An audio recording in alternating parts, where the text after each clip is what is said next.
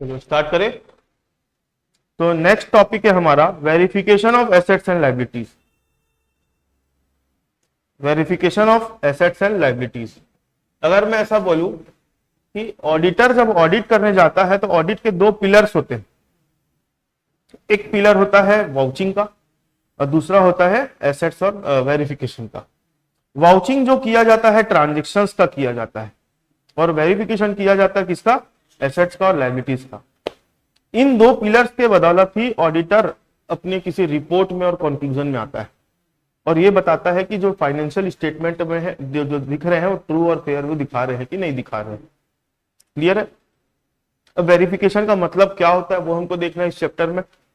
उसके बाद हमको देखना है डेफिनेशंस, उसके बाद एलिमेंट्स ऑफ एबो डेफिनेशन या फिर एलिमेंट्स ऑफ वेरिफिकेशन ऑफ बोल सकते हैं अपन। ठीक है। ऑब्जेक्ट्स क्या होते हैं वेरिफिकेशन के। उसके बाद प्रिंसिपल ऑफ वेरिफिकेशन देखना है अपने को। उसके बाद डिफरेंस बिटवीन वैल्यूएशन और वेरिफिकेशन देखना है। उसके बाद अपने को देखना है डिफरेंस बिटवीन वेरिफिकेशन और वाउचिंग देखना है। ठीक है। उसके बाद एडवांटेजेस और इंपॉर्टेंस ऑफ वेरिफिकेशन और या verification of asset and liability and the auditor, मतलब ऑडिटर की ड्यूटी क्या है ये। नहीं, वेरिफिकेशन का क्या डिसएडवांटेज होगा बताओ मेरे को। होगा भी तो बहुत लिमिटेड होगा, इसलिए उसके बारे में डिस्कशन ही नहीं हुआ। बस यहां तक अपना चैप्टर है, फिर हमारा यूनिट नंबर 2 खत्म हो जाएगा। चलो स्टार्ट करते हैं। Meaning of verification. Verification means proving the truth और confirmation. One of the most important duty of an auditor in connection with the audit of account of a concern is to verify the asset and liability appearing in the balance sheet। सबसे important duty होती है एक auditor की, सारी ड्यूटियों में से एक duty सबसे इंपॉर्टेंट होती है कि वो ये वेरीफाई करेगा एसेट और लायबिलिटी जो अपीयर कर रहे हैं बुक में वो वाकई में है कि नहीं, उनको वेरीफाई करेगा। पता चल रहा है एसेट और लायबिलिटी बुक में भी दिख रही है, उसकी एग्जिस्टेंस भी है, लेकिन ओनरशिप में नहीं है। तो हर एंगल से उसको चेक करने की प्रोसेस को क्या बोला जाता है, वेरिफिकेशन। ठीक है। He has not only to examine the arithmetical accuracy and bona fide of the transaction in the books of account by vouching only, but he has also to see the asset and liability as recorded in the balance sheet actually exist.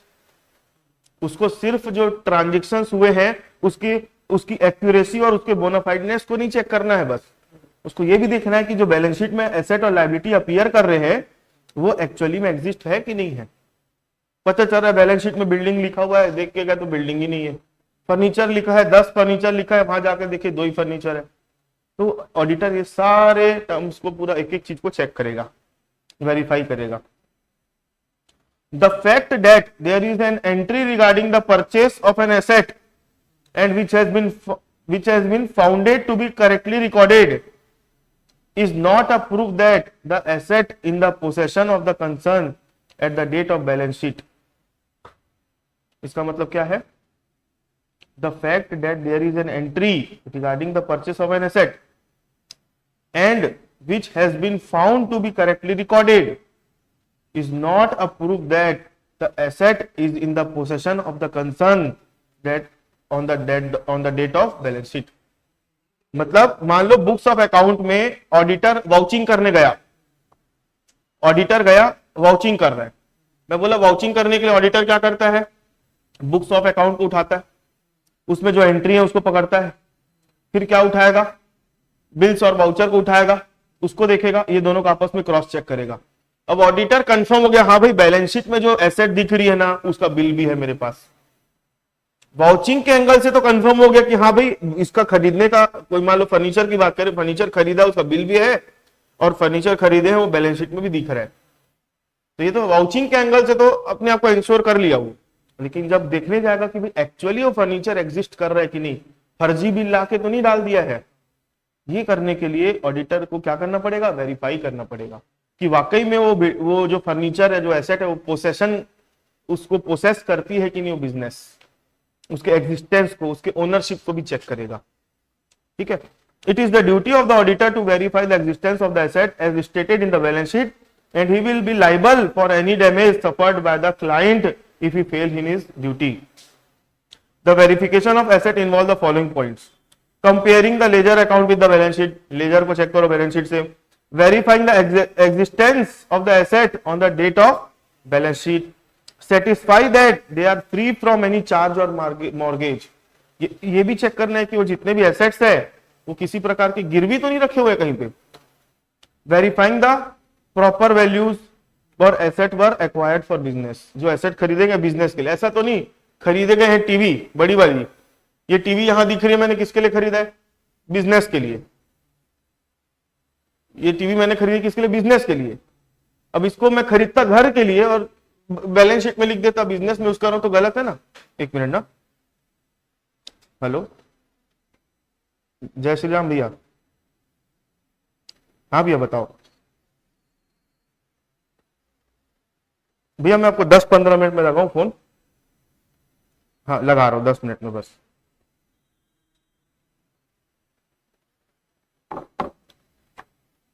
तो वाकई में asset जो खरीदी तो गई है, bill भी है, सब चीज है, लेकिन वो बिजनेस के लिए खरीदे है कि नहीं वो भी तो देखना पड़ेगा. तो एसेट जो ऑडिटर है हर एंगल से वेरीफाई करता है, हर एंगल से. डेफिनेशन, दो लोगों ने डेफिनेशन दिए. हाँ हाँ, तो उसको क्लासिफाई करना पड़ता है मॉर्गेज बिल्डिंग करके. हाँ हाँ हाँ,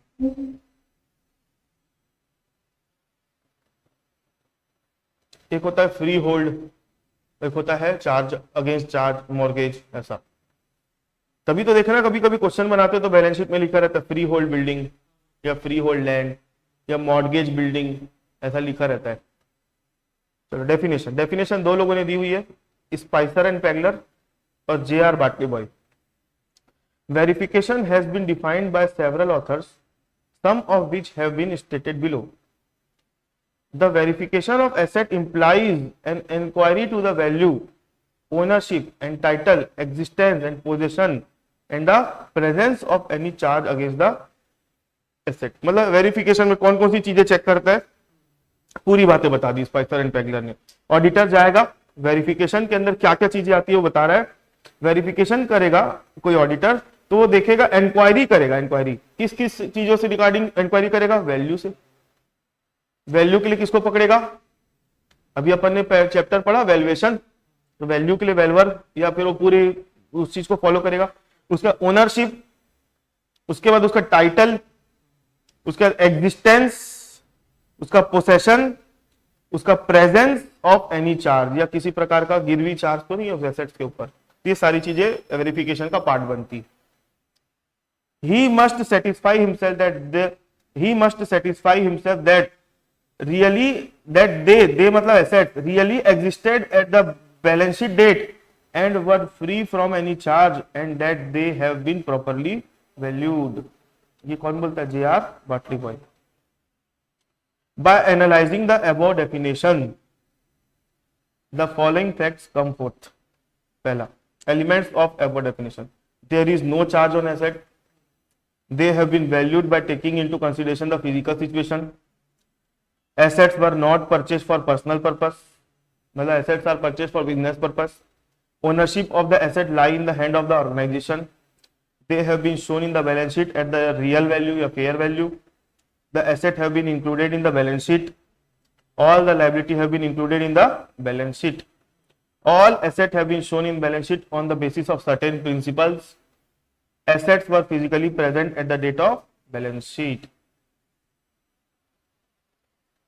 ठीक है, ये सारी चीजें एक वैल्यूएशन का पार्ट बनती है. ये सारी चीजों से इंश्योर करेगा ऑडिटर अपने आप को. उसके बाद बात आती है objects of verification. Objects of verification आप लोगों ने देखो, अब ऐसा आप इस स्टेज पर आ गए हो कि आप अब है ना हेडिंग भी बस पढ़ोगे ना तो अंदर की चीजों को आप लोग लिख सकते हो अपने मन से. ठीक है, चलो पढ़ते हैं अपन. Existence of the asset and liability. Auditor must ensure himself at the time of verification that asset and liability already या exist in the date of balance sheet. बस ऐसी चीजें आपको अपने मन से लिखनी है. अब वर्डिंग थोड़ी बहुत चेंज हो सकती है. ठीक है, तो existence of asset and liability, correct valuation of asset and liability, इसके ऊपर पूरा पूरा पूरा अपन चैप्टर पढ़ा हुआ है वैल्यूएशन का। उसके बाद ownership of the enterprise on the asset, जो एसेट दिखा रहा है बैलेंस शीट में उसकी क्या होनी चाहिए, ओनरशिप होनी चाहिए। तो ओनरशिप को चेक करने के लिए ऑडिटर क्या करेगा, उसका टाइटल मंगाएगा दिखाओ भैया आपको, इसका जैसे बिल्डिंग दिखा रहा है तो रजिस्ट्री की कॉपी दिखाओ, रजिस्ट्री में आप ओनर हो कि नहीं मेरे को पता चल जाएगा। Classification of possession of assets, sorry clarification of possession of asset. Clarification of possession मतलब ownership and possession are both different. जैसे बिल्डिंग है, अभी मेरे पोसेशन में है ये, लेकिन मैं ओनर हूं क्या इसका, नहीं, मैं रेंटेड है।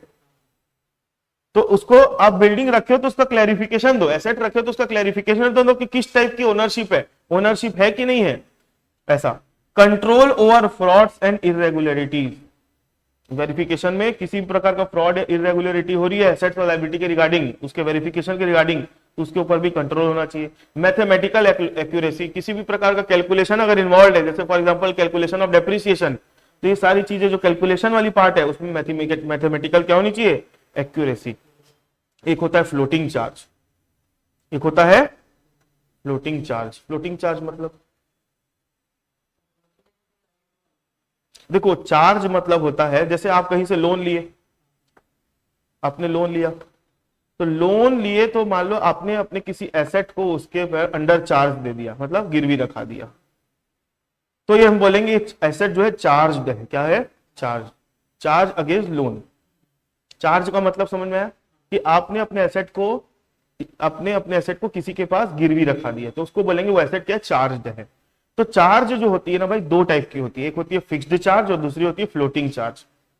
फिक्स्ड चार्ज होती है कि आपने लोन के अगेंस्ट कोई स्पेसिफिक एसेट को अगर गिरवी रखाया है तो उसको बोलेंगे फिक्स्ड चार्ज। मतलब अगर आप उस लोन का रिपेमेंट नहीं कर पाओगे तो सामने वाला आएगा और उस बिल्डिंग को क्या करेगा, बेच देगा और उससे पैसा वसूल लेगा।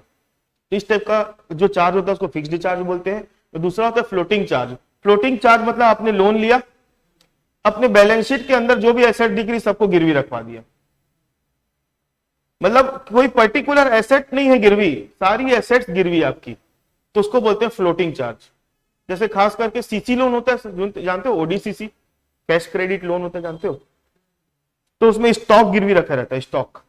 तो बताओ बिजनेस में अब जो चीज आप गिरवी रखा है ना उसको बेच नहीं सकते। जैसे फॉर एग्जांपल मैंने कार ली ना, फाइनेंस में लिया है, तो फिक्स्ड चार्ज है, मतलब जब तक मेरा लोन पूरा नहीं होगा तब तक कार जो है वो फिक्स्ड चार्ज, मैं बेच नहीं सकता उसको। लोन पूरा होगा, मेरे को एनओसी मिल जाएगा, फिर मैं बेच सकता हूं। और मान लो मैं किसी कारण से लोन नहीं दे पाऊंगा तो कंपनी क्या करेगी, बैंक क्या करेगी, कार को बेच के पैसा वसूल लेगी। ये होता है फिक्स्ड चार्ज। अब एक होता है स्टॉक का फ्लोटिंग चार्ज। एक एग्जांपल दे रहा हूं फ्लोटिंग चार्ज का। स्टॉक, जैसे मान लो आपने बैंक से लोन लिया 10 लाख का, अपने स्टॉक को गिरवी रखा के, अब स्टॉक पड़ा है आपके धंधे में, तो आप उसको क्या बेचोगे, नहीं गिरवी रखा है नहीं बेचेंगे बोलोगे, धंधा कैसे करोगे अपने स्टॉक को नहीं बेचोगे तो स्टॉक आएगा जाएगा, आएगा जाएगा। तो इस टाइप का जो चार्ज है जो ओवरऑल एसेट पर लगा है, ना कि किसी पर्टिकुलर एसेट पर लगा है, तो उस टाइप के चार्ज को बोलते हैं फ्लोटिंग चार्ज। तो ऑडिटर जो आएगा वो देखेगा कि चार्ज है तो किस टाइप का चार्ज है, फ्लोटिंग चार्ज है तो उसको भी चेक करेगा, वेरीफाई करेगा। चेंज इन एसेट, कभी कभी क्या होता है कोई एसेट पड़ा है, गिरवी ये रखा है, कभी कभी ये एसेट पड़ा है बैलेंस शीट में दिख रहा है, एक और एसेट है, अब ये एसेट खसक गई, ये एसेट उसके बदले आ गई। जैसे पहले आपके पास कोई बिजनेस में मान लो गाड़ी थी, तो आपके नाम में व्हीकल करके दिखता था बैलेंस शीट में, अब ये वाली व्हीकल बेच दी और वाली नई व्हीकल आ गई तो उसकी वैल्यू डाल दी। तो किसी प्रकार के एसेट में कोई चेंजेस हो रहा है ड्यू टू सेल और परचेस, तो आपको वो भी वेरिफिकेशन में इंक्लूड करना है। उसके बाद method for writing off fictitious asset. Fictitious assets मालूम है ना क्या होते हैं, फिक्सटिशियस एसेट क्या होते हैं पता है कि नहीं पता? फिक्सटिशियस asset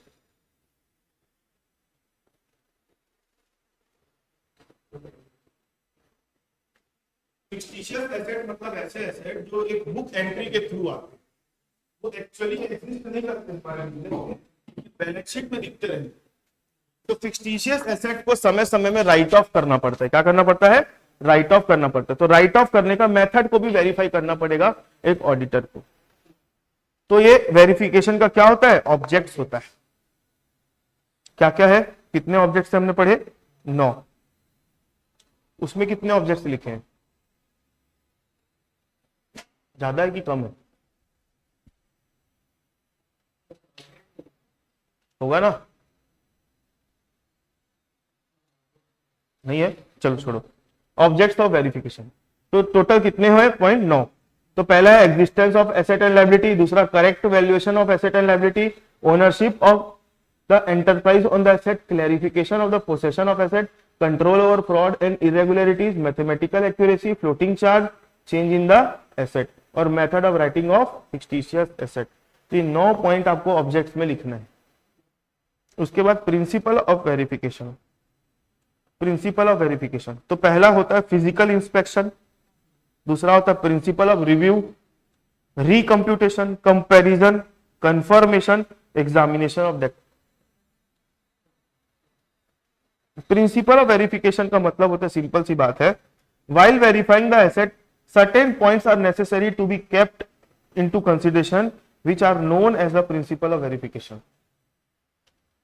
The basic principles of verification are physical inspection, auditor audit कर रहा है, कागजों में ऑडिट कर रहा है, एक बार जाके देख भी तो लो भाई वाकई में बिल्डिंग है कि नहीं, फर्नीचर है। फिजिकल इंस्पेक्शन मतलब इसको फिजिकल वेरिफिकेशन भी बोलते हैं। फिजिकल इंस्पेक्शन के अलावा इसको फिजिकल वेरिफिकेशन भी बोल सकते हो, ठीक है? मतलब एक्चुअली वो एग्जिस्ट करती है कि नहीं, उस प्रोसेस को फिजिकली वेरीफाई करना बोलते हैं। Principle of review, review is concern with those activity which show the transaction made in organisation are authorised and they have been recorded in the books of account for all the vouchers examined by the auditor. Review करना मतलब जो पूरे transaction हुए हैं उसको देखना कि वो ट्रांजेक्शन अथोराइज्ड था कि नहीं, बुक्स ऑफ अकाउंट में उनकी एंट्री हुई है कि नहीं। रिव्यू मतलब उस पूरी प्रोसेस को एक बार फिर से फॉलो करके देखना, रिव्यू करना, ठीक है? उसका रिकम्प्यूटेशन, रिकम्प्यूटेशन मतलब मान लो किसी वैल्यू में अगर किसी चीज को रिकॉर्ड किया गया है, ठीक है, जैसे फॉर एग्जांपल डेप्रिसिएशन, डेप्रिसिएशन की कैलकुलेशन करके रखी हुई है, ऐसा लिखा है मान लो 5 लाख की बिल्डिंग है और इसमें इतना डेप्रिसिएशन लगा हुआ है, ठीक है, इतना डेप्रिसिएशन लगा हुआ है। तो अब ऑडिटर आएगा, एक बार डेप्रिसिएशन के अमाउंट को रिकम्प्यूट करके देखेगा कि भाई इन्होंने जो डेप्रिसिएशन लगाया है सही लगाया है कि नहीं लगाया है।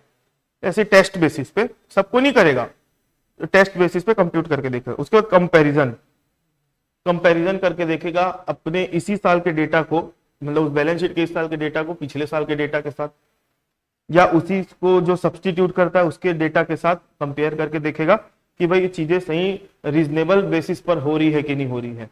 कंपैरिजन कभी भी किया जाता है तो रीजनेबलनेस को चेक करने के लिए किया जाता है। रीजनेबलनेस समझते हो ना? रीजनेबल समझते हो क्या होता है भाई? अब कोई मान लो, वैसे तो इनकम टैक्स वाले अपने इनकम टैक्स और कंपनी लॉ वाले अपने हिसाब से डेप्रिसिएशन रेट देके रखे हैं।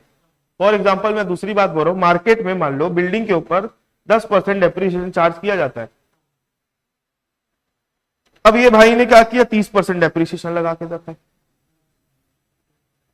तो कंपेयर करेगा ना भाई, यहाँ पे कैसे 10% लग रहा है, मार्केट के साथ कंपेयर करेगा, नहीं इतना फिर अलाउ नहीं करेगा, नहीं ज्यादा डेप्रिसिएशन लगा दियो आप।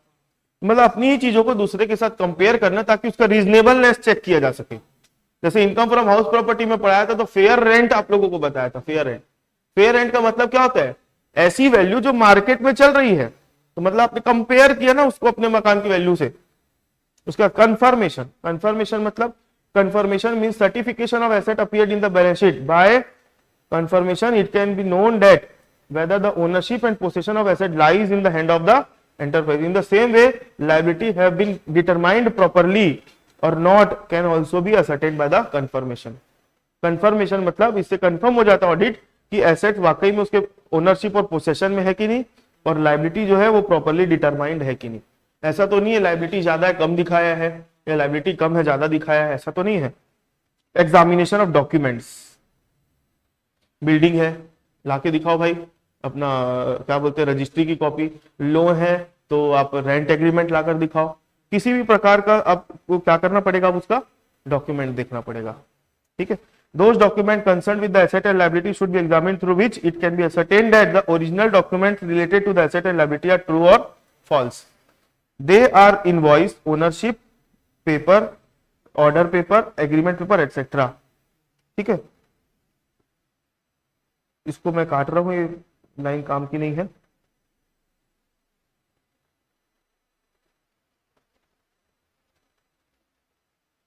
ठीक है, उसके बाद आगे बढ़ते हैं।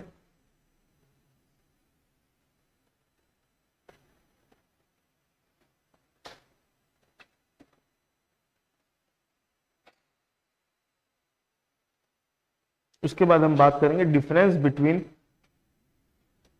Between valuation and verification. Difference between valuation and verification, valuation. तो सबसे पहले काय का डिफरेंस बताया, मीनिंग पढ़ चुके हैं। उसके बाद ऑब्जेक्ट्स, दोनों के क्या ऑब्जेक्ट होते हैं। उसके बाद स्कोप, किसका स्कोप वाइडर होगा, सीधी सी बात है वेरिफिकेशन का, क्योंकि वैल्यूएशन तो वेरिफिकेशन का पार्ट होता है। उसके बाद रिस्पॉन्सिबिलिटी ऑफ वर्क परफॉर्मेंस, उसके बाद नेचर, उसके बाद लाइबिलिटी, उसके बाद राइट टू सीक एडवाइस, उसके बाद consequence of work dependence. Verification means ascertaining the accuracy of the asset and liability appearing in the balance sheet by documentary evidence and physical examination.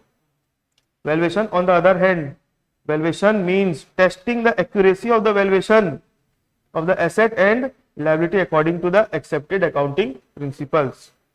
Verification is done with the object of proving the existence, ownership and possession, freedom from charge and paper proper valuation. और valuation मतलब on the other hand valuation means testing the accuracy of the valuation and of the asset and liability according to the accepted accounting principle. Scope, इसका scope क्या होगा, wider होगा, क्योंकि valuation इसका part होता है, इसमें इंक्लूड करता है। और इसका जो इसका लिमिटेड है, क्योंकि ये सिर्फ और सिर्फ एसेट की वैल्यू, लायबिलिटी की वैल्यू निकालने से कंसर्न होता है। Valuation is done by the auditor और his staff, verification is done by the auditor और his staff.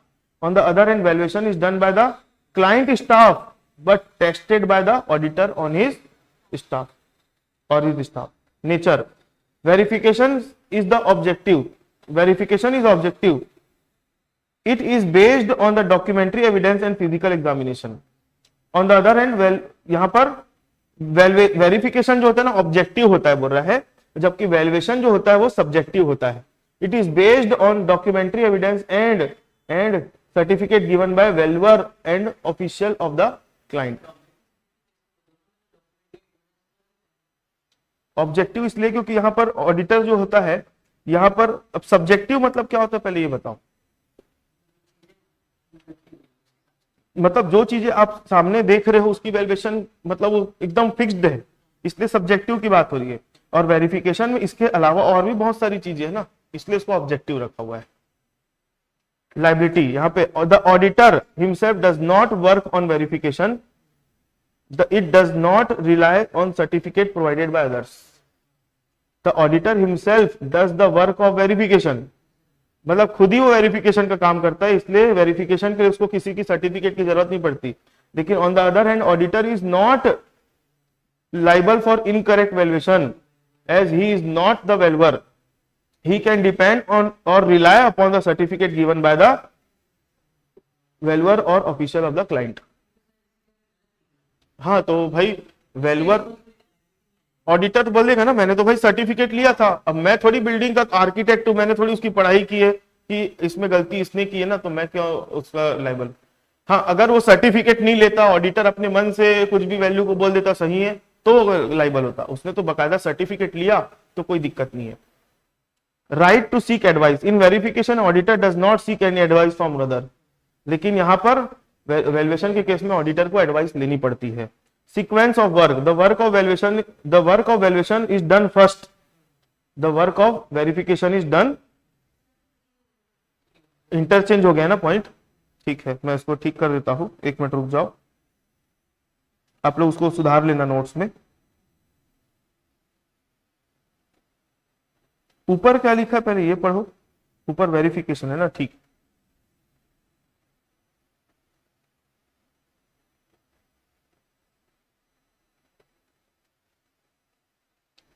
Work of verification,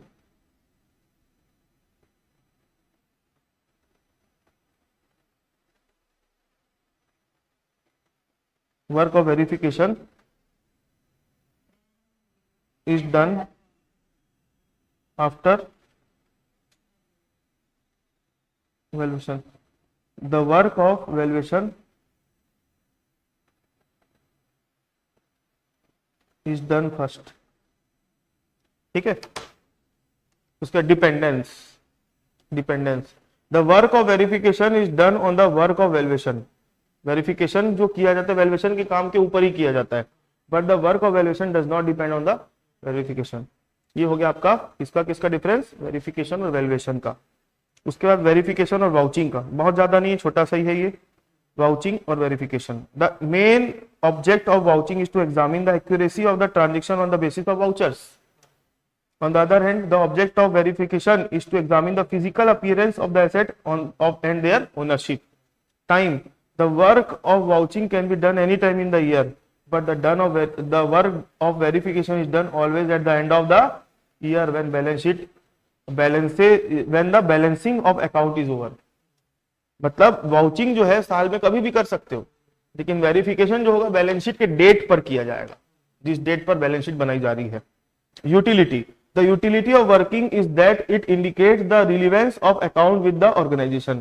On the other hand, under verification, it is ascertained that whether any account asset is with the organization on the certain date and the organization has ownership on that or not. मतलब अगर कोई asset organisation के साथ है तो ये जरूरी नहीं है कि उसकी ओनरशिप भी उसके साथ होगी।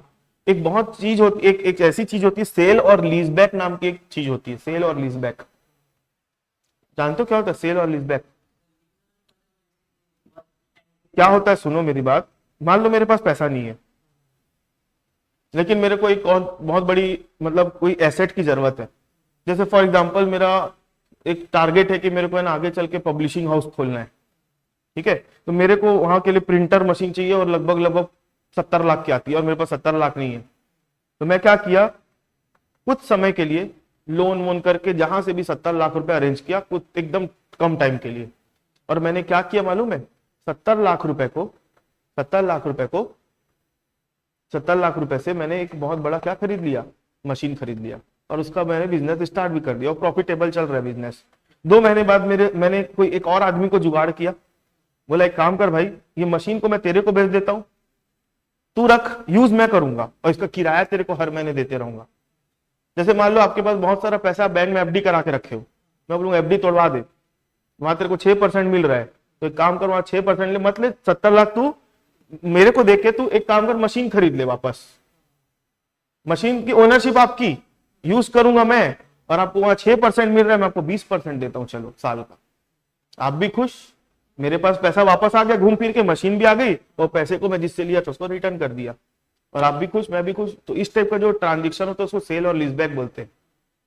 तो इसमें क्या होता है कि ओनरशिप तो मेरे हाथ से चले गई, लेकिन इसकी एग्जिस्टेंस तो है एसेट की।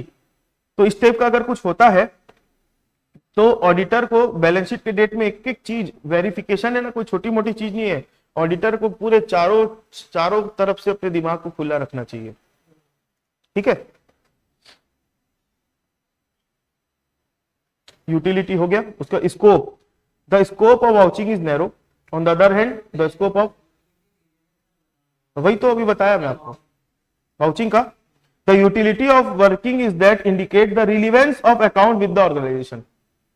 जो वाउचिंग कैसे करते हैं, जो ट्रांजेक्शन्स होते हैं उनको बिल्स और वाउचर डॉक्यूमेंट के साथ, तो डॉक्यूमेंट ये प्रूव करते हैं कि भाई ये ट्रांजेक्शन आपके बिजनेस में ही हुआ है और आपसे रिलेटेड हुआ, बिजनेस का ही है, तो रिलीवेंस बताता है उसका, ठीक है। On the other hand scope of verification is wider than the vouching, ठीक है। Evaluation, under vouching valuation of asset and liability is not done, जबकि valuation of asset and liability is an important work under verification, ठीक है।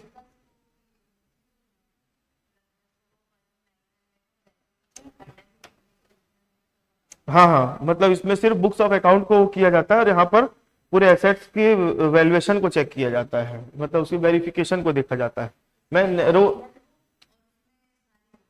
इसमें original books मतलब जो journal entries वाला part है उसको देखा जाता है, और इसको देखा जाएगा कहां पर, लेजर वेजर बैलेंस सबको देखा जाएगा।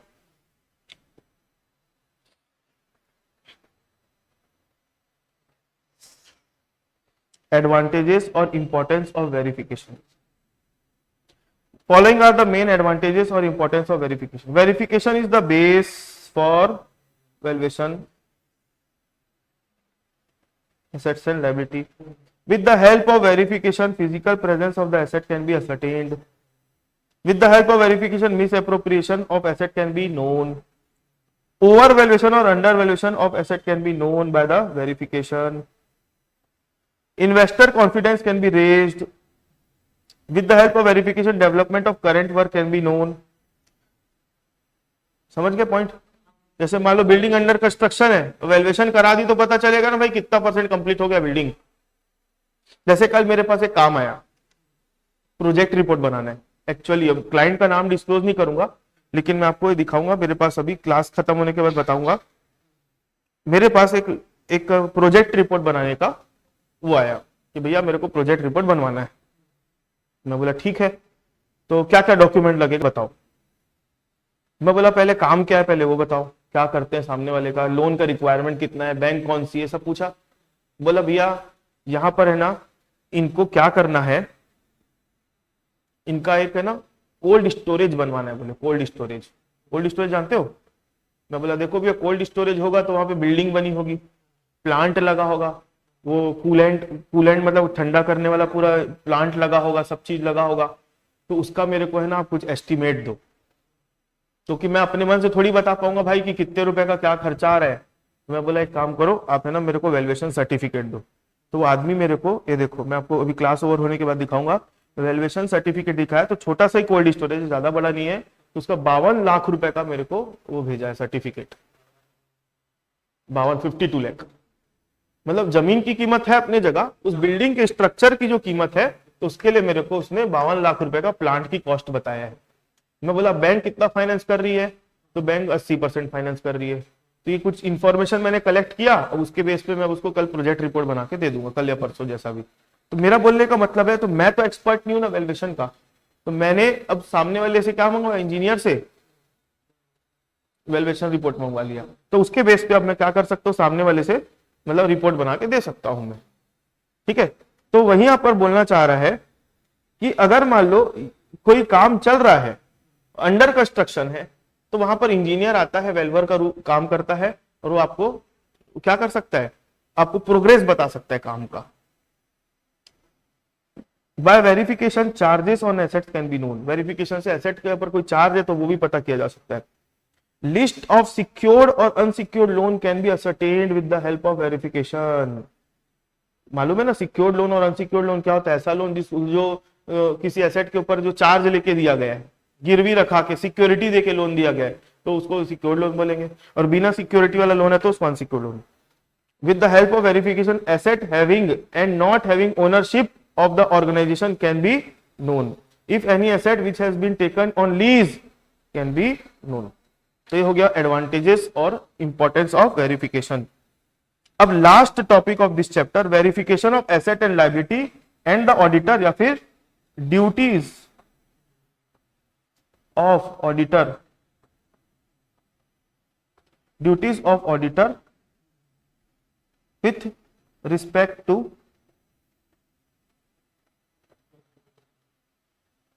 verification. The duties of an auditor regarding verification of asset and liabilities are as follows. He should not seek help from any of the employee of the concern in the work of verification. Verification करने के समय वो किसी employ organisation को जो belong करते हैं उसकी हेल्प नहीं लेना है। क्यों? क्योंकि वो इंडिपेंडेंसी खत्म हो जाएगी ना, वो तो हमेशा एम्प्लॉय जो अपने फेवर की बात करेगा। He should see that statement of profit loss includes only those incomes and expenses which relate to the year of the audit. जिस साल का ऑडिट कर रहा है और उस साल के फाइनेंशियल स्टेटमेंट में सिर्फ उसी साल के ही ट्रांजेक्शंस और ये सब इंक्लूड होने चाहिए। The auditor should see that the account have been prepared according to general accepted principle GAAP, GAAP बोलते हैं जनरल एक्सेप्टेड अकाउंटिंग प्रिंसिपल। जो अकाउंट बनाए गए हैं वो GAAP के अनुसार बनाए गए हैं। GAAP general accepted accounting principle. The verification of asset and liability should be made on the basis of their nature. Asset और लायबिलिटी, एक मिनट ना, ये क्या हो गया?